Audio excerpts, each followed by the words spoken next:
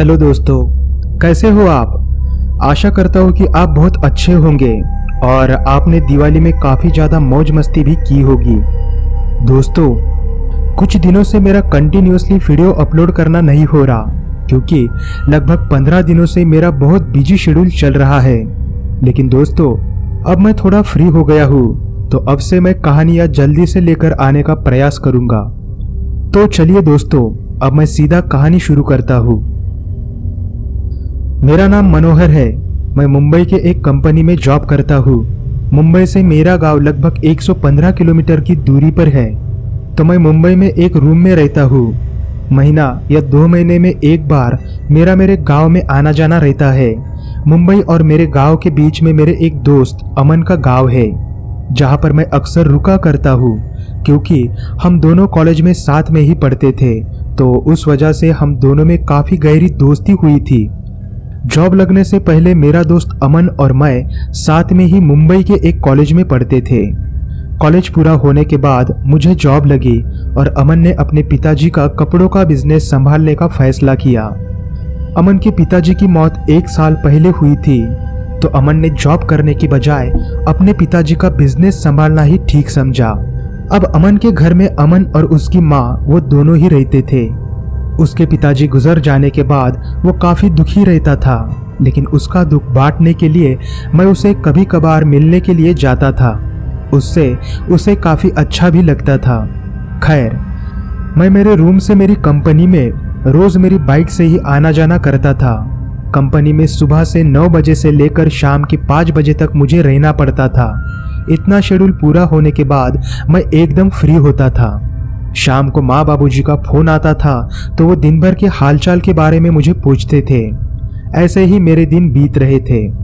एक शाम 5 बजे मैं कंपनी से अपने रूम पर वापस आया था। फ्रेश होकर मैं पलंग पर लेटा ही था कि तभी मेरा फोन बजा। फोन मेरी माँ का था। मेरी माँ मुझे घबराते हुए बोल रही थी, बेटा मनोहर, तुम्हारे पिताजी की तबीयत अचानक खराब हो गई है, तो तू कुछ भी करके जल्दी से घर वापस आ जा। माँ की वो घबराई हुई आवाज सुनकर मैं भी काफी ज्यादा घबराया और जल्दी से तैयार होकर अपनी बाइक से शाम के 7 बजे मैं अपने गांव के लिए निकल पड़ा।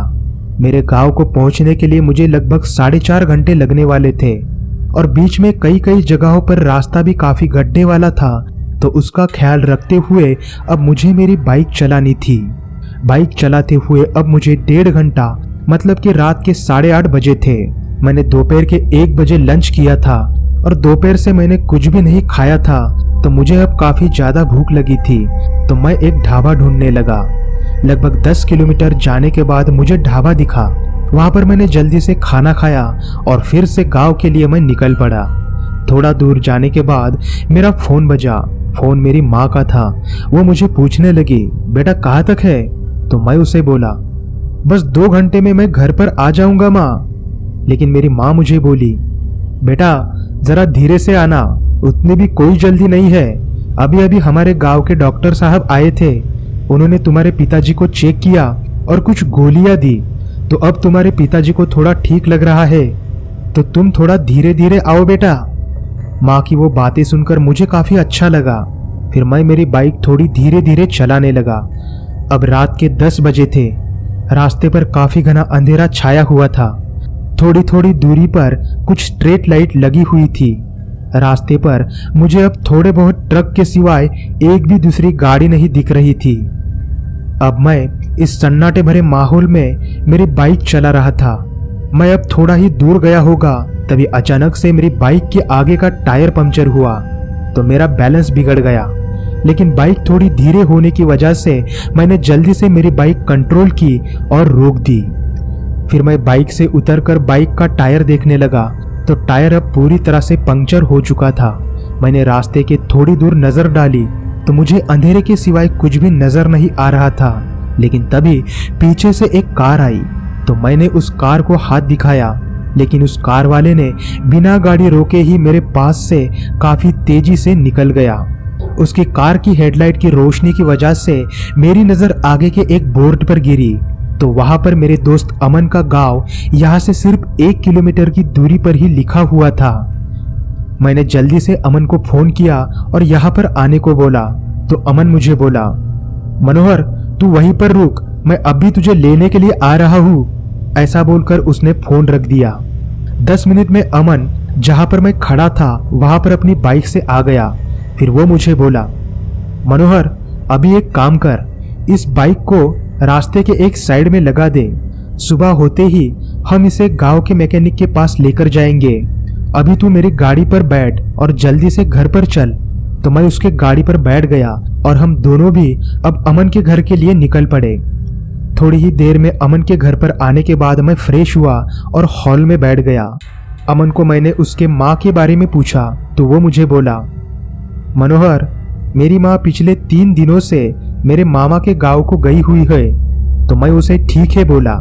अमन के घर में एक हॉल, एक किचन और 2 बेडरूम थी। वो दोनों बेडरूम एक ही लाइन में थी और 2 नंबर की बेडरूम के आगे ही एक बाथरूम थी। अब रात के लगभग 11 बजे थे। मैंने जल्दी से मेरी माँ को फोन किया और मेरी गाड़ी और अमन के बारे में बताया तो मेरी माँ बोली, ठीक है बेटा, अमन के घर पर ही रुकना और सुबह होते ही धीरे से घर के लिए आना। तो मैंने मेरी माँ को हाँ बोलकर फोन रख दिया। फिर मैं और अमन हॉल में बैठकर थोड़ी बहुत बातें कर रहे थे। बातों बातों में रात के 12 बजे तो मैं अमन को बोला कि अब जल्दी से सो जाते हैं क्योंकि सुबह मुझे गांव के लिए भी निकलना है। तो हम दोनों भी अब सोने लगे। अमन मुझे बोला, मनोहर मैं बेडरूम में सोता हूँ, तू कहाँ सोने वाला है? तो मैं उसे बोला, मैं हॉल में ही सोऊंगा।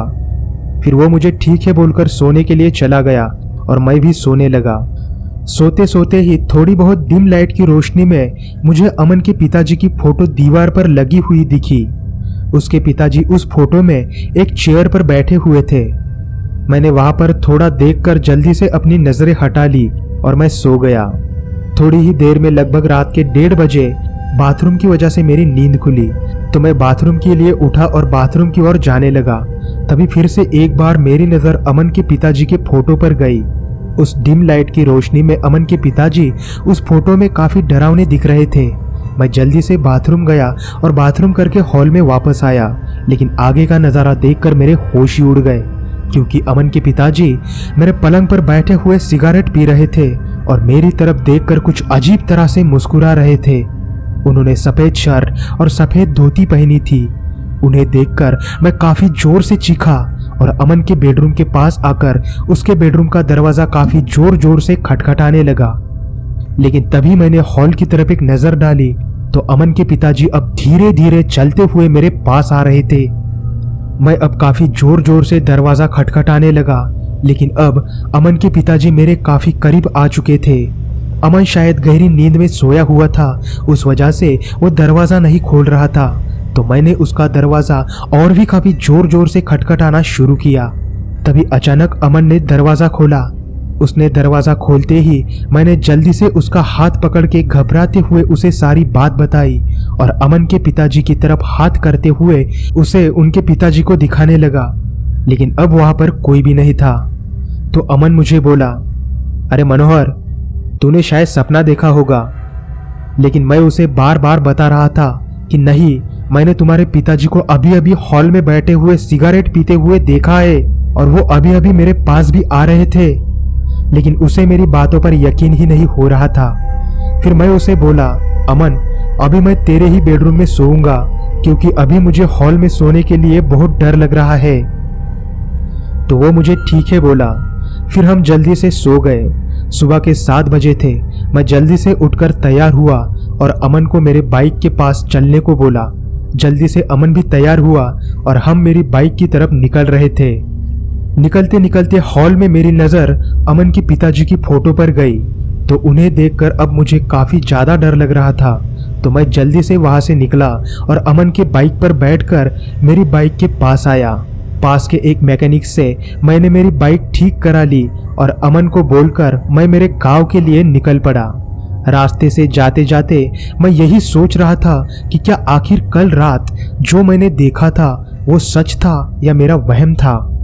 मेरा दिल बोल रहा था कि वो मेरा वहम था, लेकिन मेरा दिमाग मुझे बता रहा था कि कल रात जो भी मैंने देखा वो सब सच था।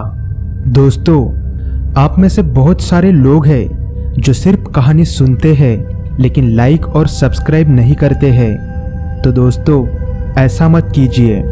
आपने अगर लाइक और सब्सक्राइब किया तो मुझे थोड़ा अच्छा लगेगा, मतलब मुझे मेरे मेहनत का फल मिलने जैसा लगेगा। दोस्तों, एक वीडियो बनाने के लिए बहुत ज़्यादा मेहनत करनी पड़ती है और आपके लिए उतना ही आसान है एक लाइक का बटन दबाना। तो दोस्तों, अपना दिल बड़ा करके एक लाइक का बटन दबा दो। और हाँ, आप में से कई सारे लोग ऐसे भी हैं जो लाइक और सब्सक्राइब भी करते हैं, उनके लिए दिल से थैंक्स। और हाँ दोस्तों, अगर आपके पास कोई खौफनाक या डरावनी कहानी हो तो आप मुझे मेरे ईमेल आईडी पर भेज सकते हो। मेरा ईमेल आईडी मैंने डिस्क्रिप्शन बॉक्स में दिया है।